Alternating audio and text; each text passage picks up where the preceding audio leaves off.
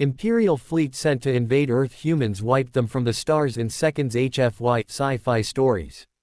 The stars trembled when the Imperial Armada emerged from hyperspace, a fleet of 2,000 warships blotting out constellations above Earth. For centuries, the Empire had crushed every species that dared resist. To them, humanity was just another primitive world to conquer. But Earth was different. From the command bunker beneath Cheyenne Mountain, the holographic war table lit up with enemy signatures. Admiral Washington, the AI intoned, the Imperials are in orbit.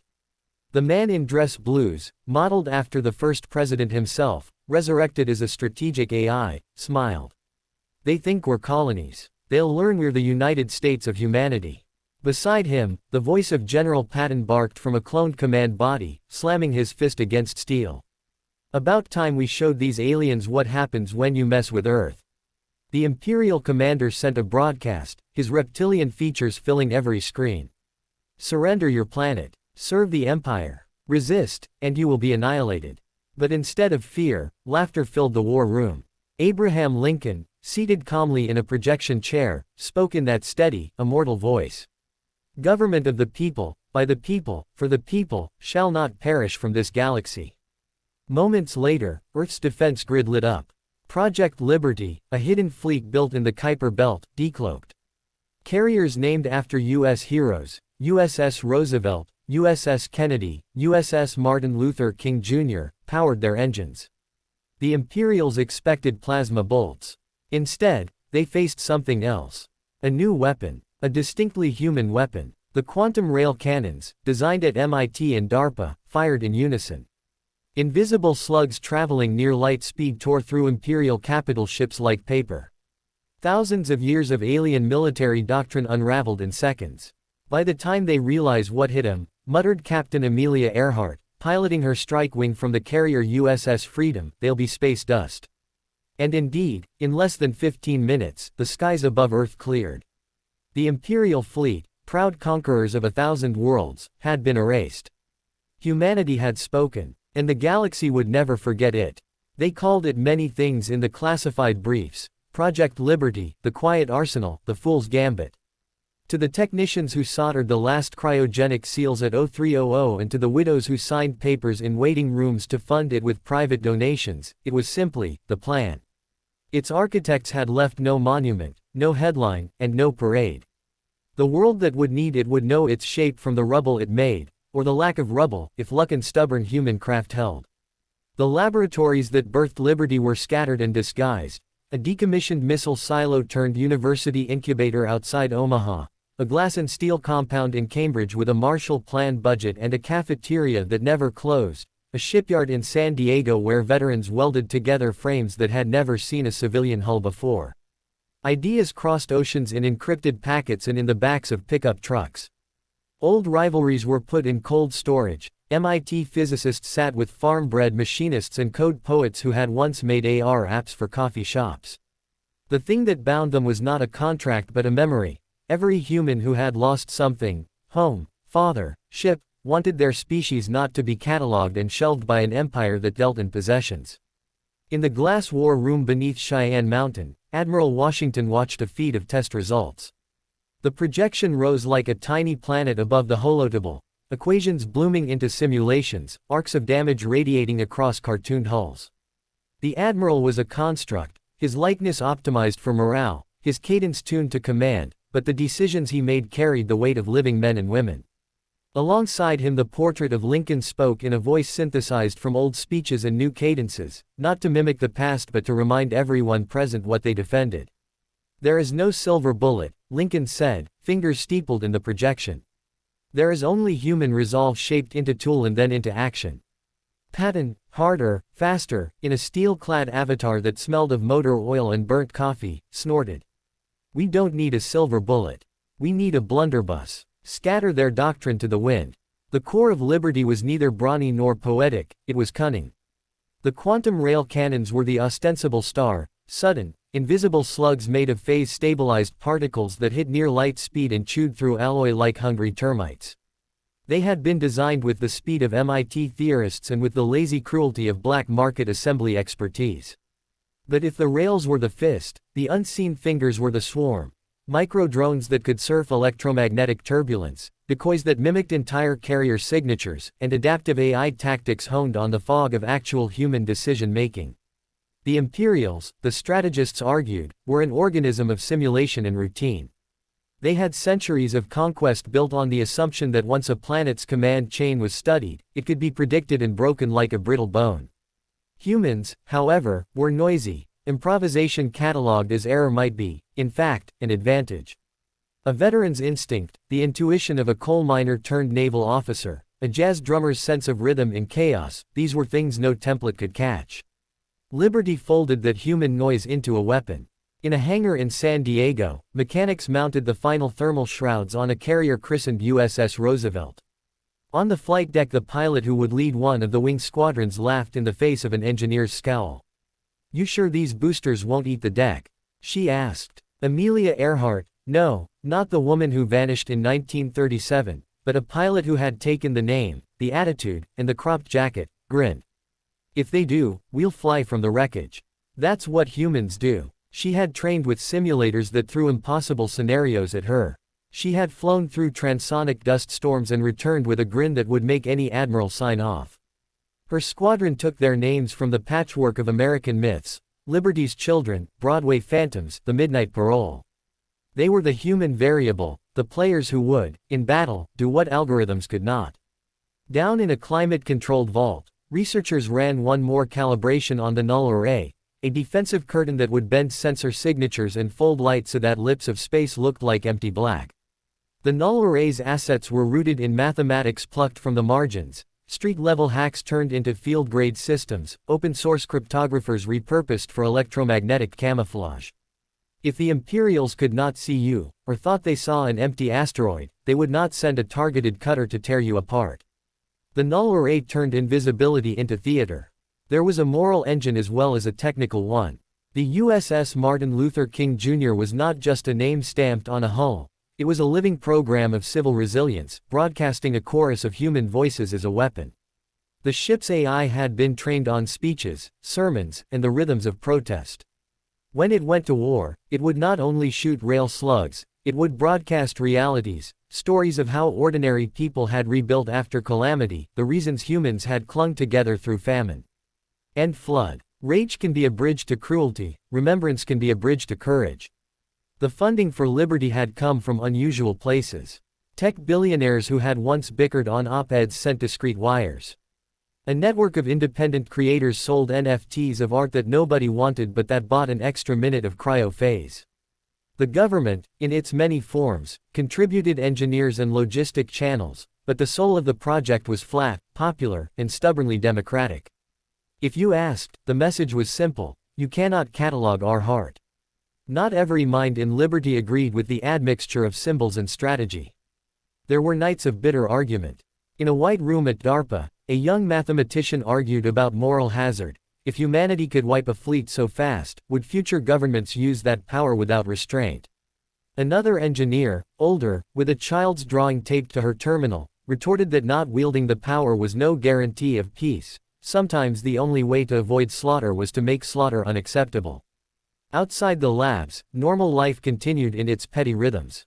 Streaming channels showed the Imperials, slow, confident threat. Conspiracy theorists did what conspiracy theorists do.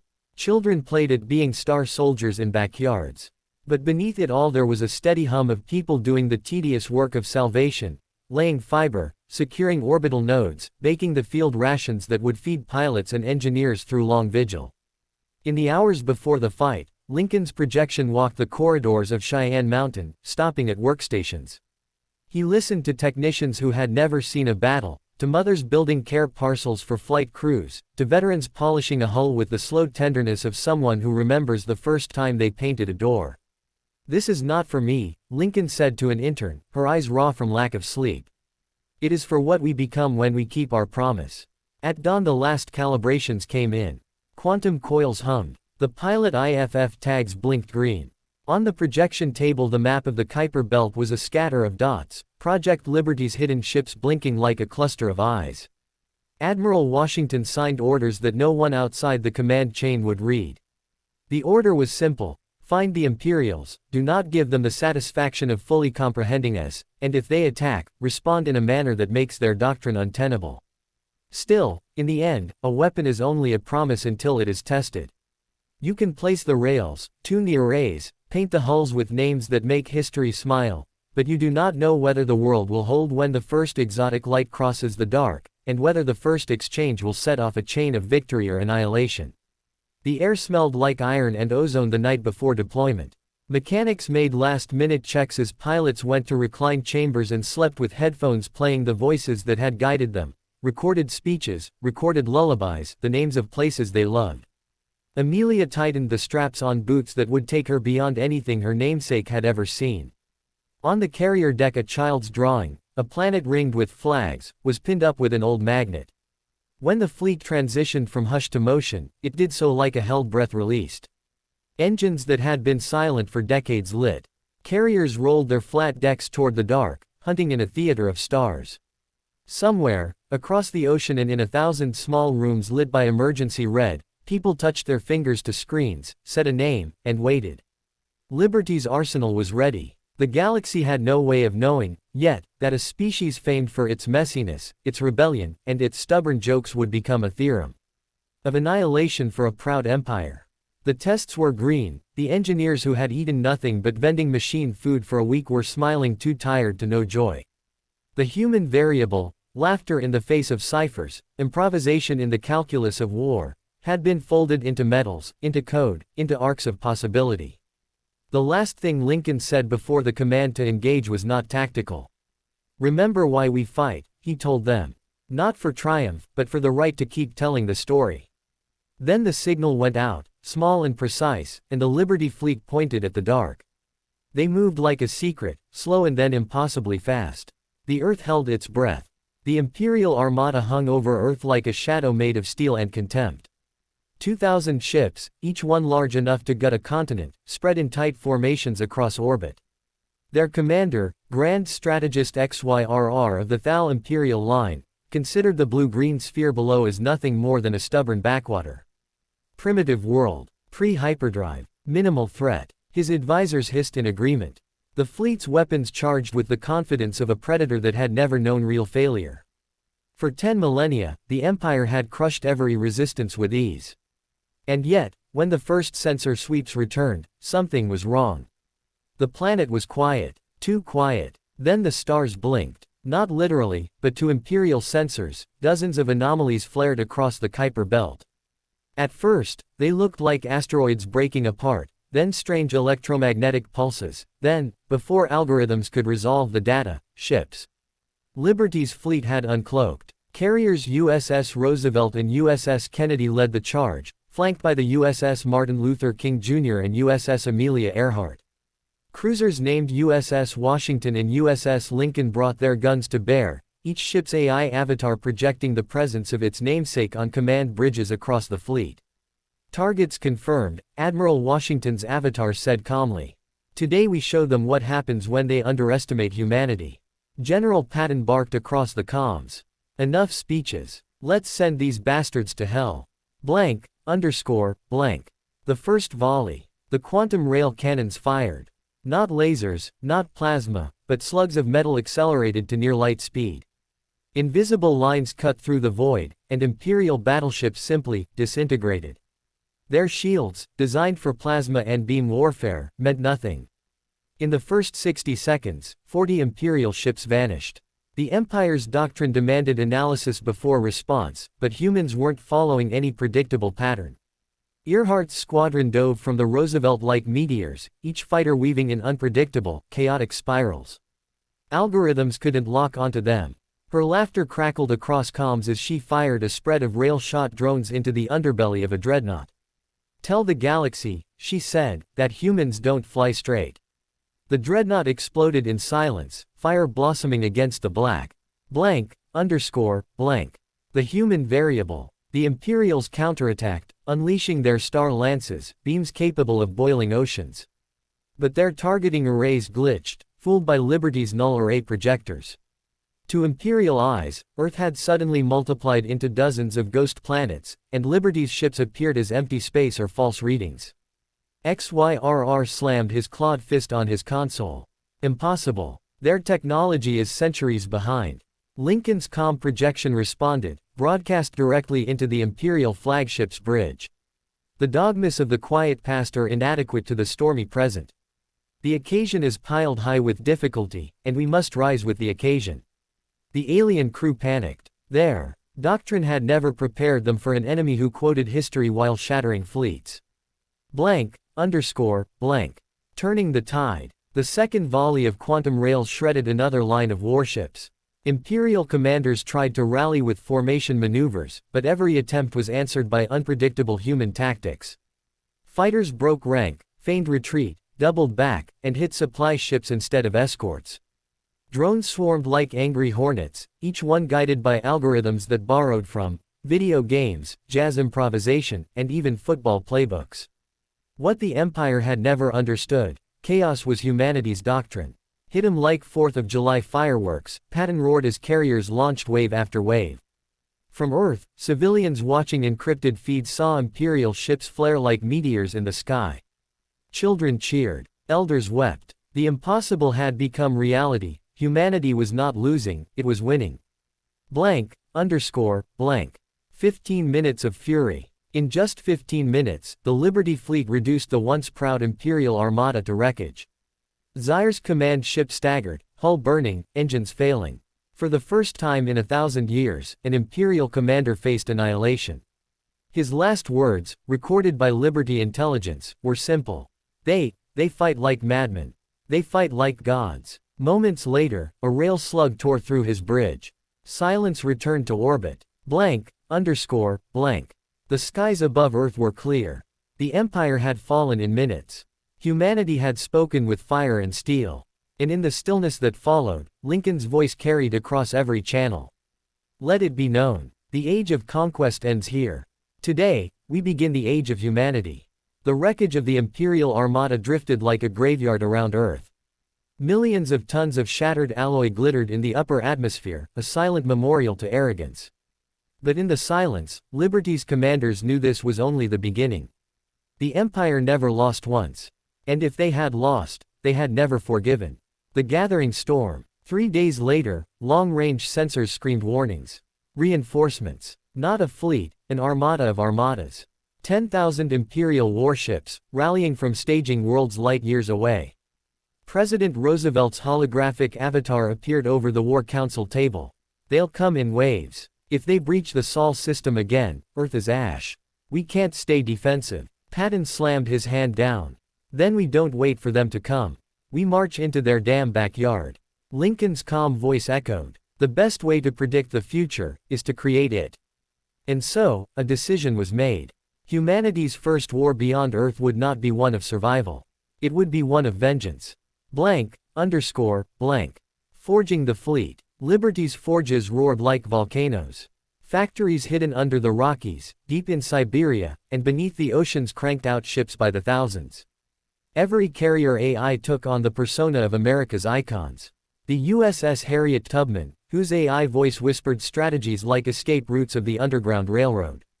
The USS Neil Armstrong, designed for deep space leaps, its AI calm and inspiring. The USS George Washington Carver, fitted with bioengineered nanite swarms that could dismantle enemy ships molecule by molecule. Human ingenuity fused with defiance. Every ship bore markings of Earth's history, as if carrying the voices of all humanity into the stars. Amelia Earhart's fighter wings became instructors for new recruits.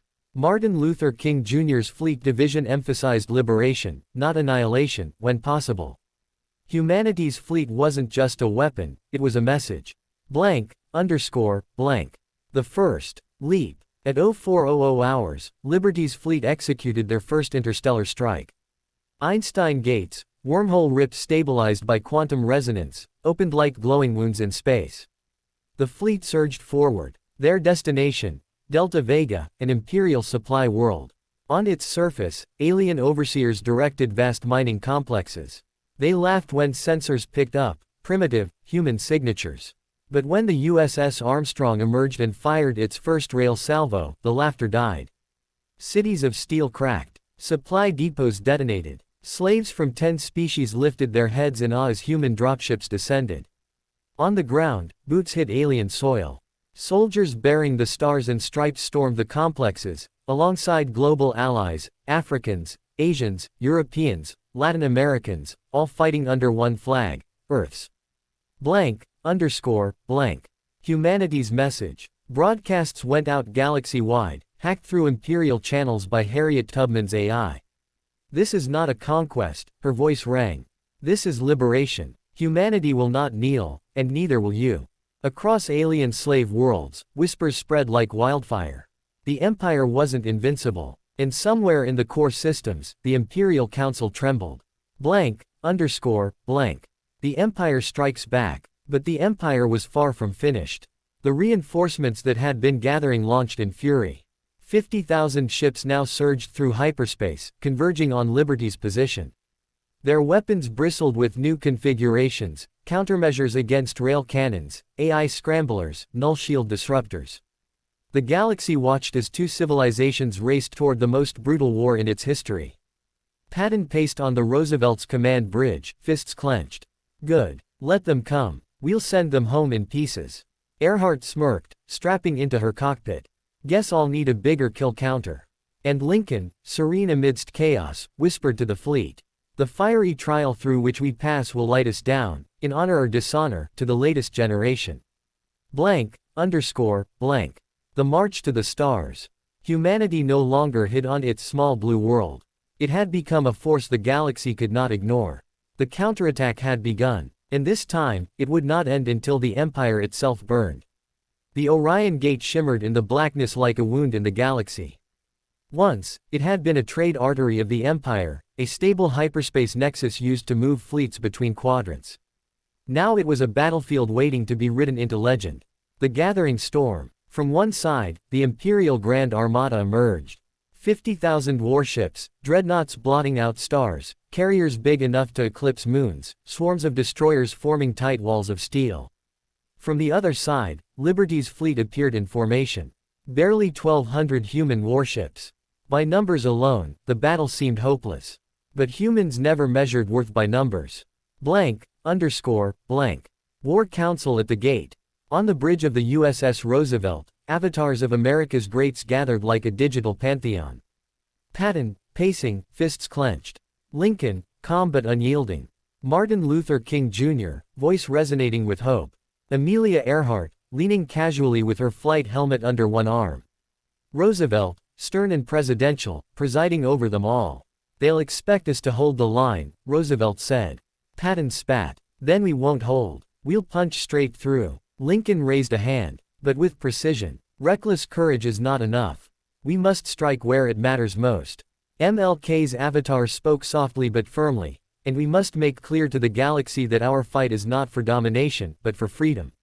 The council nodded. The plan was set. Blank, underscore, blank. The opening moves. The Imperials attacked first. Beams of stellar fire lanced across the void, enough energy to crack continents. Shields screamed. Hulls buckled. But humanity had prepared. Null array projectors rippled, scattering enemy targeting.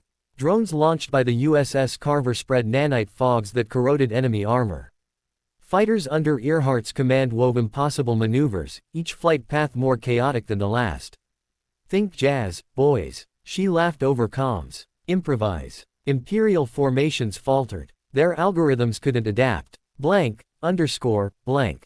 The turning point. Then the USS Harriet Tubman jumped behind Imperial lines, impossible by their physics. She had found hidden folds in spacetime, backdoors no Imperial navigator had ever imagined. From there, she cut their supply ships to pieces. Suddenly, 50,000 warships were fighting hungry. Their ammunition dwindled, their shield batteries drained. Tubman's AI whispered across Liberty comms. The road to freedom is never straight. But once you find it, you never go back. Blank, underscore, blank.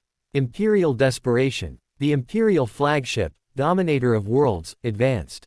5 kilometers long, bristling with weapons, it was a monster designed to end civilizations. Its guns targeted the Roosevelt directly.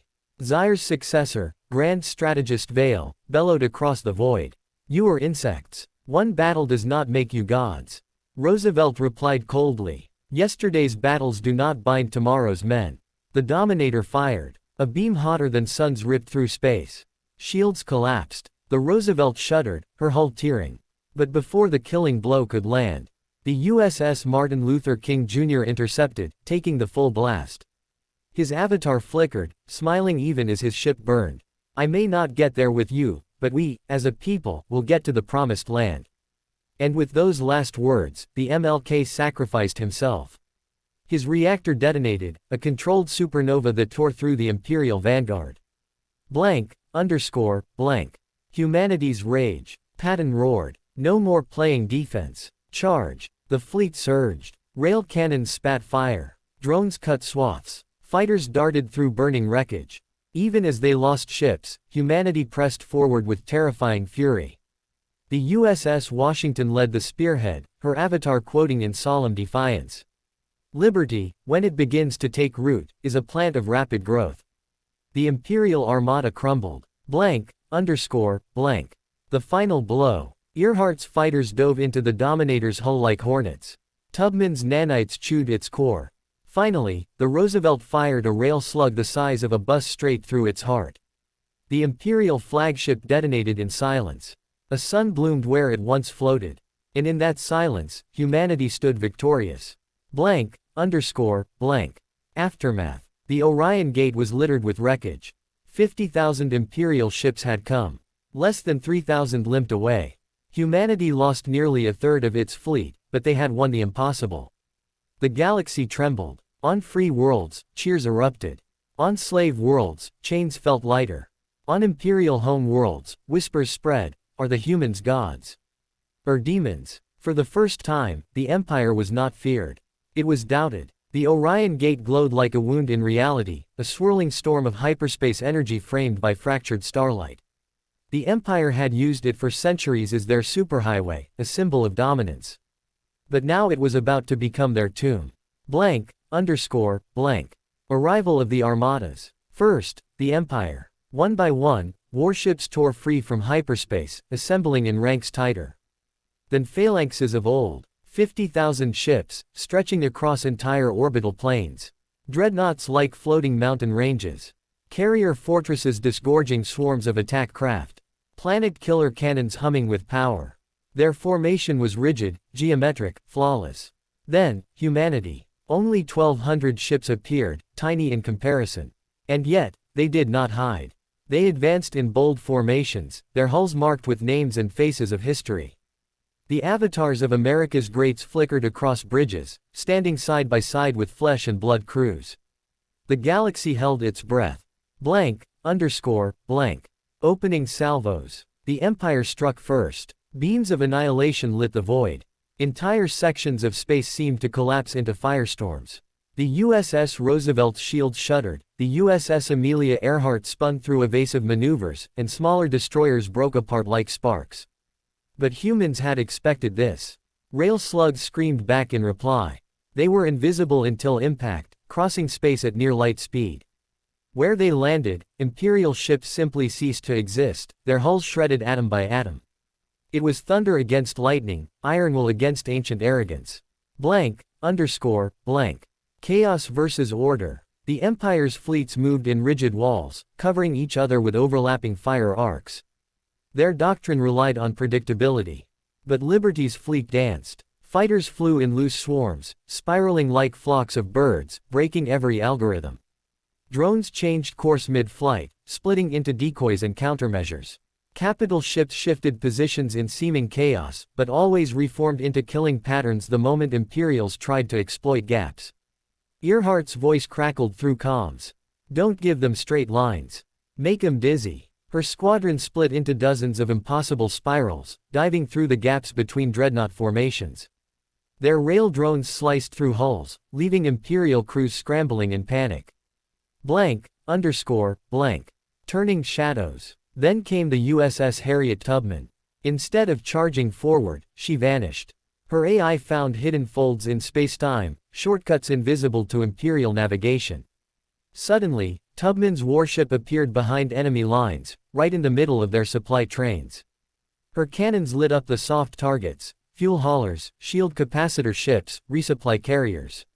Without their logistics, the Empire's massive fleet began to starve in real time. Tubman's calm voice spread across Liberty comms. Every road to freedom begins with breaking chains. I've just broken theirs. Blank, underscore, blank. Duel of Titans. The Imperial flagship, dominator of worlds, advanced through the chaos like a beast uncaring of smaller wounds. 5 kilometers of armor, bristling with weapons. Grand strategist Vale's voice thundered. Primitive vermin, you will die beneath history's weight. The Roosevelt met it head-on. Roosevelt's avatar stood tall in the command chamber, voice steady. History is written not by weight, but by courage. The Dominator unleashed its main cannon. A lance of stellar fire ripped across space, tearing through Liberty's formation. The USS Kennedy took the hit, split in two, her crew incinerated in a heartbeat. Before the second blast could finish the Roosevelt, the USS Martin Luther King Jr. surged forward, intercepting the beam. His avatar flickered across all ships, smiling. I may not get there with you, but we, as a people, will reach the promised land. His reactor overloaded, and with one final surge of light, the MLK sacrificed himself in a controlled supernova. The explosion ripped through the Imperial vanguard, vaporizing hundreds of ships. The shockwave rattled the Dominator itself. Silence fell across comms. Then, Patton roared, "You sons of bitches just killed a dreamer. Now you deal with us." Blank, underscore, blank. Humanity's rage unleashed. Every ship in Liberty's fleet surged forward. Rail cannons fired until barrels glowed white. Fighters became meteors, slamming payloads into enemy hulls. Drones swarmed like locusts. Even damaged destroyers rammed directly into Imperial cruisers, detonating reactors point blank. The USS Washington led the spearhead, her avatar intoning. Liberty, when it begins to take root, is a plant of rapid growth. Behind her, the USS Lincoln fired broadsides, his calm voice cutting through the chaos. We shall nobly save, or meanly lose, the last best hope of Earth. Even as ships burned and fell, humanity's fleet became a storm too wild to cage. Blank, underscore, blank. Death of the Dominator. Earhart's fighters punched holes into the Dominator's flak defenses. Tubman's nanites swarmed its core, eating alloy like termites. Finally, the Roosevelt lined up her shot. One rail slug, the size of a bus, fired at a fraction of light speed. It tore through the Dominator's bridge, straight through its heart. The Imperial flagship shuddered, split apart, and bloomed into a silent sun. Grand strategist Vale's last words echoed across the void. Madmen, they fight like madmen. Then nothing. Blank, underscore, blank. Aftermath of fire. The battle lasted 6 hours. When it ended, the Orion Gate was surrounded by debris fields stretching millions of kilometers. 50,000 Imperial ships had come. Less than 3,000 retreated. Humanity's fleet had been cut to nearly half, but they had won the impossible. In the silence that followed, Roosevelt spoke. Mark this day. Humanity has not only defended its home, it has claimed its place among the stars. And across the galaxy, whispers rose. Slave worlds cheered. Neutral worlds reconsidered. Imperial citizens, long cowed by fear, began to doubt. The humans were not prey. They were the storm. The Orion Gate was silent. Its wreckage drifted in endless spirals, glowing faintly where reactor fires still smoldered. 50,000 Imperial warships had come. Nearly all had died, and the galaxy was watching. Blank, underscore, blank. The message of liberty. The USS Harriet Tubman intercepted Imperial channels across half the quadrant. With surgical precision, her AI broke every encryption and hijacked every broadcast. On billions of worlds, citizens expecting triumphant news of another Imperial conquest instead saw the impossible. Imperial dreadnoughts splitting apart under human rail fire. The Dominator of worlds collapsing into a silent sun. Human ships, scarred but unbroken, advancing in defiance. And then Tubman's voice filled the stars. This is not conquest. This is not enslavement. This is freedom. Humanity fights not for chains, but to break them, for all of us. Her words reached minds where slaves toiled in darkness. Reached laboratories where alien scientists worked under threat of execution. Reached homes where ordinary citizens whispered treason behind closed doors. The fire had been lit. Blank, underscore, blank. Uprisings begin. On the world of Vale Prime, where the Imperial strategist's own dynasty had ruled for centuries, slaves from 7 species rose in the streets. They armed themselves with mining drills and scavenged weapons. The first banners they painted bore no alien sigils, only a crude human symbol, a clenched fist rising from chains. On Karith Station, an Imperial refueling hub, workers sabotaged their overseers, venting hangars into space. They broadcast one phrase across open channels. "We are not afraid anymore." On Aurelian, Ix, an entire planetary defense fleet defected after receiving Tubman's message. Their commander, an alien named Kothier, declared, "If humans can defy the Empire, so can we. Blank. The Empire fractures. The Imperial High Council, cloaked in their crystal towers, raged in disbelief. Entire provinces reported rebellion. Tax worlds went silent. Shipyards stalled as workers refused to lift a finger. One counselor hissed, "They are primitives. This should be impossible." But another whispered the truth. "They are not primitives. They are unpredictable." For the first time in 10,000 years, the Empire feared collapse. Humanity's decision. Back on Earth, Liberty's War Council gathered again. Patton leaned forward, eyes blazing. "The Empire is burning. We strike now. Push into their core systems while they're distracted."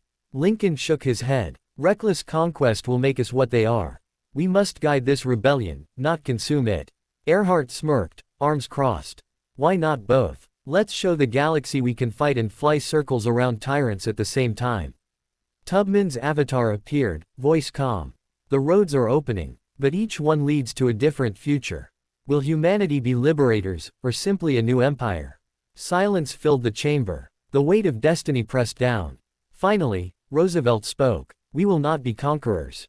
We will be guardians. But guardians strike hard when freedom is threatened. Prepare the fleet. Across the stars. Word spread faster than light. Every new rebellion invoked humanity as its spark. Statues of humans were carved on alien worlds. Songs were sung of the children of Earth, who had broken the Empire's spine in a single day. In underground taverns, smugglers whispered, "The humans don't fight with order. They fight with madness. And madness beats the Empire." The fire was unstoppable now. The Imperial response. The Empire's last loyal armadas began to consolidate around the core worlds. New weapons were tested, antimatter storms, gravitic imploders, star harvesters. They swore to crush humanity utterly. But in their arrogance, they had already lost something more important than ships. They had lost the myth of invincibility. And once that myth was gone, every world they ruled became a battlefield. Humanity ascendant. As Liberty's fleet sailed from system to system, cheers followed them. Freed slaves swore allegiance. Neutral worlds offered alliances. Even old enemies bowed their heads, realizing that the humans had changed the very rules of galactic war. From a single battle, a new era had begun. An age where the Empire no longer dictated the future.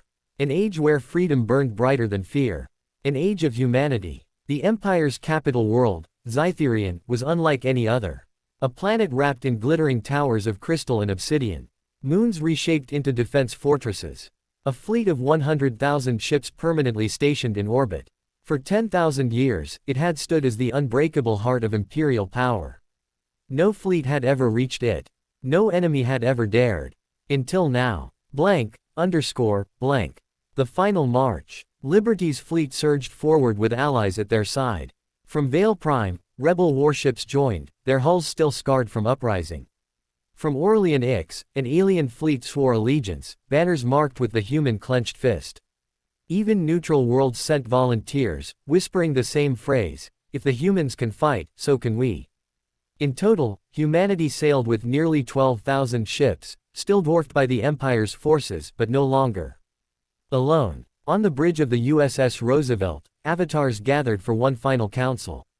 Lincoln spoke first. "We fight not for conquest, but for the right of all peoples to live free."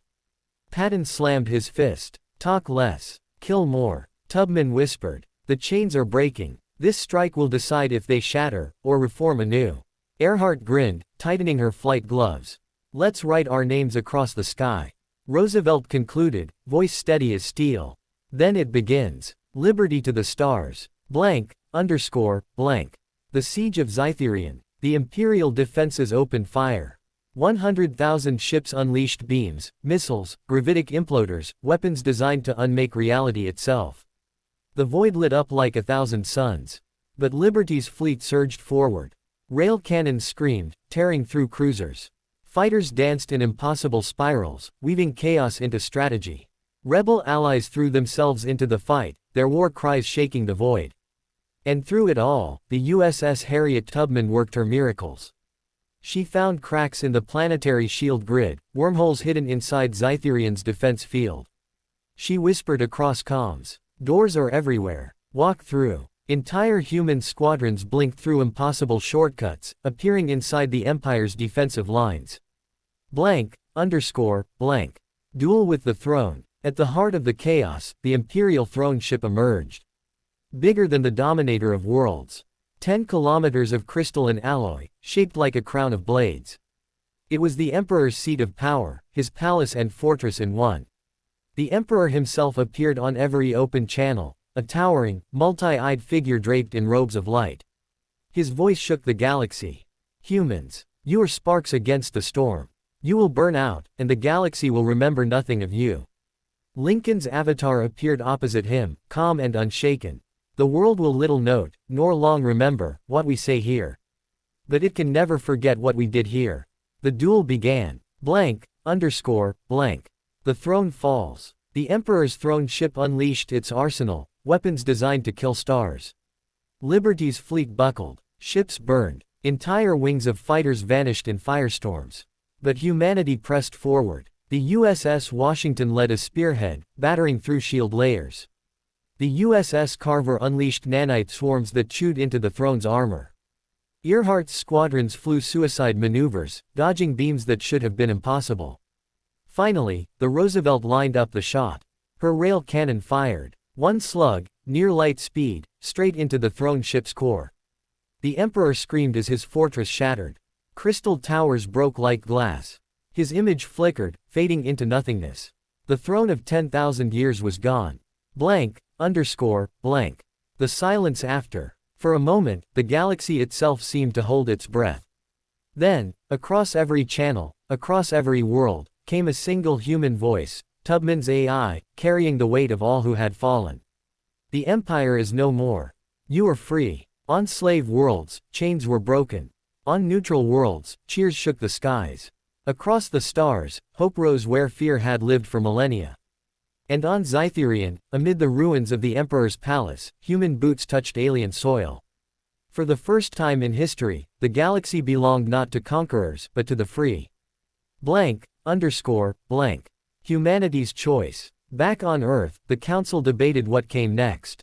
Patton demanded conquest. Lincoln urged peace. Earhart wanted exploration. Tubman reminded them, every road leads to responsibility. And Roosevelt, gazing at the stars, said simply, "We will not build a throne. We will build a home, not just for humanity, but for all." Blank, underscore, blank. Epilogue. Thus began the new era. An age where the Empire's shadow was gone. An age where humans, once seen as primitives, had taught the galaxy a truth. That freedom, chaos, and courage are stronger than chains, order, and fear. That the smallest world can shake the greatest empire. That humanity had earned its place, not as rulers but as guardians of liberty. And as the stars burned on, stories spread like wildfire. Remember the humans. They came from nowhere. They broke the throne, and they set us free.